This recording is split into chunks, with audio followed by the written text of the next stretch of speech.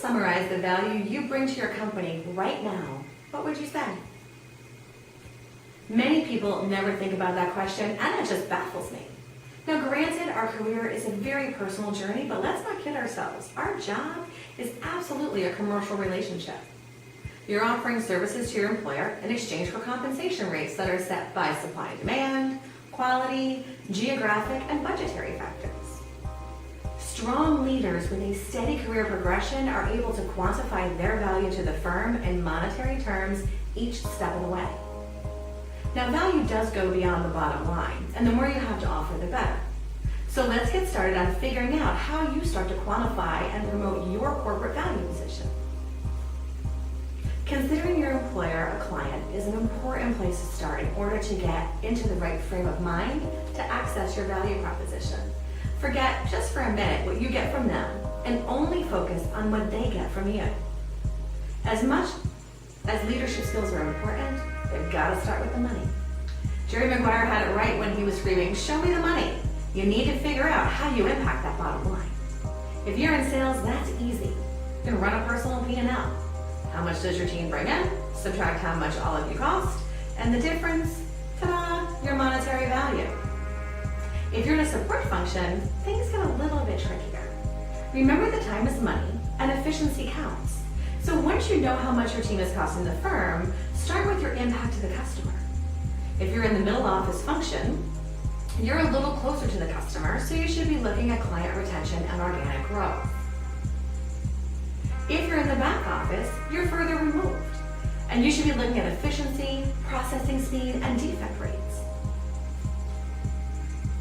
We all know that money isn't everything, but it's a big thing, so you should make sure that you understand your monetary value and keep an eye on it all the time. I guarantee you the company certainly is. So now let's move into leadership aspects of your value. We can put away the Jerry Maguire slogan, and let's bring on Janet Jackson. Remember that song, "What Have You Done For Me Lately"? Yeah, we're going there. So all the cool stuff you did years ago is great fodder at happy hour, but it's not going to do you much good now. You should be focusing on measuring yourself using things that are important to the company. In this case, it doesn't really matter what you think is important. Remember the whole client service provider thing? Start with the company's vision and mission. Next, look at your boss's scorecard. Then look at their boss's scorecard, and in there lie your answers. Use that to create your own personal value proposition. So let's say your company's all about innovation. Then you need to make sure your value prop supports that in every way possible.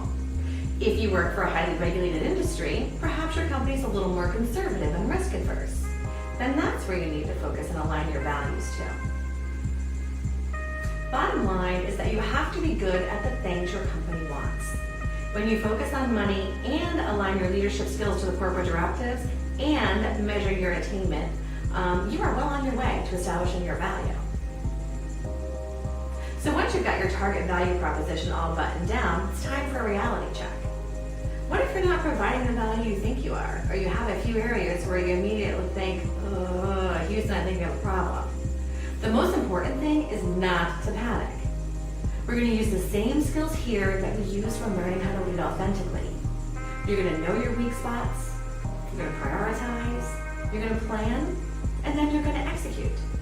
This time, I do care how you prioritize though. You need to make sure that money always comes first, then the company directives in order of importance to the firm.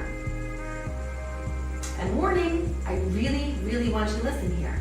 Before you go and fall on the sword for all the value that you're not creating, remember this. We are always our toughest critic.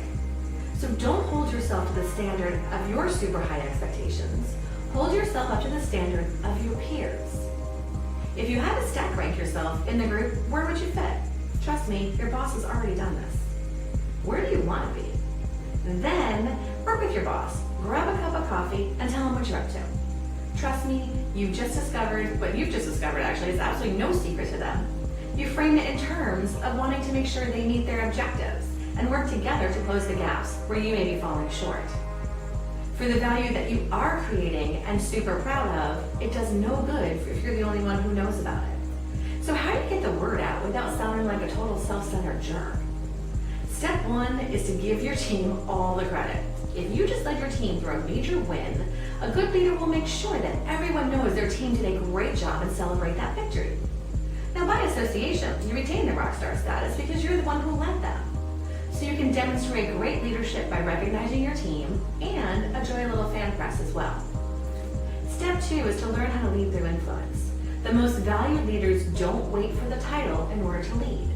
They have the ability to lead up, down, and sideways. So become that person on your leadership team that your peers come to for guidance and support. That's going to get noticed very, very quickly.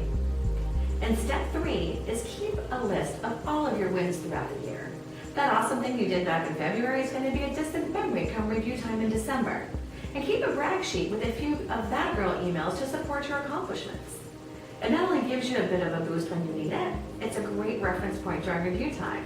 And when you volunteer for additional projects throughout the year, instead of land grabbing in order to get that super project under your belt, you can simply say, well, I think we can reuse the work we did on that project 2 quarters ago.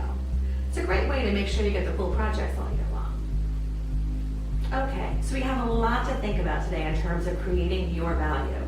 So let's recap. Show me the money. You gotta find a way to monetize your value. Align your leadership with the corporate directives and lead with what's most important. Keep it fresh. What have you done for me lately?